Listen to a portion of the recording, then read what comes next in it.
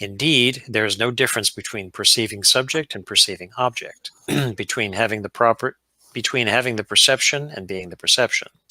Contrary to Husserlian phenomenological analyses, consciousness is not consciousness of something. Consciousness is something.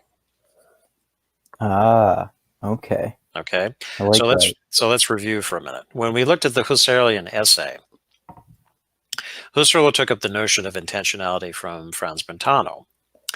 Intentionality is that characteristic of consciousness that it is always directed at something. Consciousness is of something. It could be a physical object.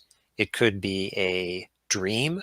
It could be a feeling. It could be a sound. It could be many different things that appear in consciousness. But when we say that I am conscious, we are always conscious of something. Okay? That's Husserl. So what Ruyer is saying here is that consciousness is something. There is no distinction between a subject and an object. Right. Okay? Okay. So then he mentions Abbott's parable in Flatland, is that just as the two-dimensional individual rose above into the three dimension and has a new understanding of what Flatland is. So in the case of consciousness, we do not have to assume that there's a fourth dimensional observer to understand consciousness. Rather, we are understanding consciousness within consciousness itself. So does that mean that do you think that he's implying that consciousness is easier to understand than we might have previously thought for that reason? Possibly. I mean, if you're taking consciousness that consciousness is something, then you're avoiding the infinite regress, which definitely Husserl had fallen into, because, again, to review, is that when we bracket reality from the natural standpoint, which is, here's an apple, we describe it in the natural standpoint, but if we bracket that, we're just observing it as an object of consciousness, that what is actually doing the observing? This is where the transcendental ego came into the picture. Okay, so the transcendental ego is what one is aware of, perceiving the object in a bracketed sense, under the epoche, as Husserl called it. But then you start to ask a question, what's behind the transcendental ego? Now you see where there's a problem with an infinite regress, because then you're going to be, well, what's behind that? What's behind that? What's behind that? What's behind that? Okay. So by saying consciousness is something, you're avoiding that in infinite regress. Okay. So you can't view it from that transcendental perspective of the transcendental ego. Well, you could, but again, it's the infinite regress. Right. Okay. Because let's use another term. So let's say that you have a self. Okay. The self is what is doing the perception. All right. So perception begins with the self.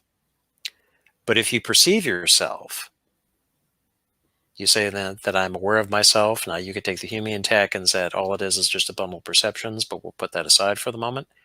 If I'm perceiving myself, or I claim to perceive myself, then what is perceiving myself? Right. Is he saying that consciousness is what is perceiving yourself, or is he just saying that that consciousness happens and it's like, well, like you were saying, it's a mistake to view it as being conscious of something? Right.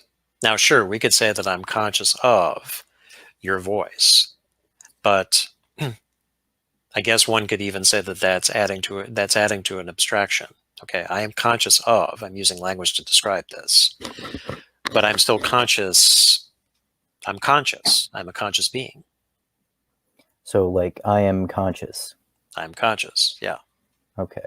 Okay. And is that part of why philosophers, well, I'm sure many other reasons too, but is that part of why philosophers still today just debate about what consciousness is? Sure. They can't seem to put their finger on what consciousness is. Is it, well, first of all, does it exist? If you say that it exists, then what are its qualities? Does consciousness possess these qualities in and of themselves, or what do you do about the brain? Is consciousness an epiphenomenon of the brain? Any kind of a mental process is just it supervenes, the term is, which means that it rides upon, in other words, of a physical process. Mm-hmm. Then you're like, so what you're saying is that consciousness is a brain state? Well, not necessarily, because you can observe a brain state, but is that consciousness? You see where they get tangled up into this? Because in order to define consciousness, you're referring to something else, but by referring to something else, then you seem to be getting yourself into a thicket in terms of describing consciousness. So they still have not been able to really say what consciousness is. Yeah, that can be well, it can present problems with the sort of materialistic, reductionist, scientific explanation of consciousness as an emergent phenomenon of the brain and as a brain state, as you said. Like, I think people like Daniel Dennett argue that. Yeah, for sure. And in fact, just one other point is that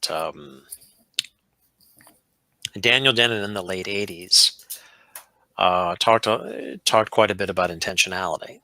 And in fact, I used as one book The Intentional Stance in my master's thesis. But he Oh, cool. he took intentionality a little bit further than just a consciousness. Intentionality was a directedness behavior of an organism.